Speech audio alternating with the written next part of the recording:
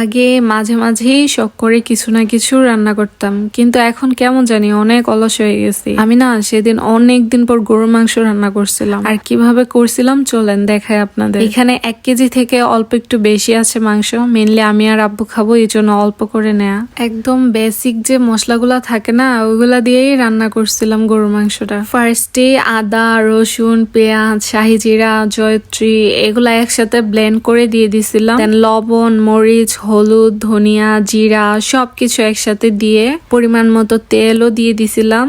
দেন অল্প করে পেঁয়াজ কুচি দেওয়ার পর আমি মাংসটা খুব ভালো মতো মাখায় নিয়েছিলাম। আমার কাছে গরুর মাংস এভাবে মশলা দিয়ে মাখায় রান্না করলে বেশি মজা লাগে। এই তো খুব সুন্দর করে মাংসটা মাখানো শেষ হলে চুলায় বসাই দিলাম হাঁড়িটা। এখন ঢাকনা দিয়ে ঢেকে মিডিয়াম ফ্লেমে রান্না করতে থাকবো, আর মাঝে মাঝে একটু নেড়ে দিব। এভাবে অনেক টাইম নিয়ে ভালো মতো কষিয়ে নিব। মাংসের সাথে আলু না আমার অনেক বেশি পছন্দ। মাংস কষানো হলে আলুটা অ্যাড করে দিলাম। আলু সহ আরেকটু কষানোর পর আলাদা করে ফোটানো গরম পানি অ্যাড করে দিব, কারণ আমি মাংসটা হালকা ঝোল রেখে রান্না করব। পানি অ্যাড করার পর 10 মিনিট ভালো মতো জাল করে নিব, আর হয়ে গেল আমার ইয়াম্মি গরুর মাংস রান্না। এই তো, সবাই ভালো থাকবেন, সুস্থ থাকবেন। আর আপনারা কিভাবে রান্না করেন গরুর মাংস?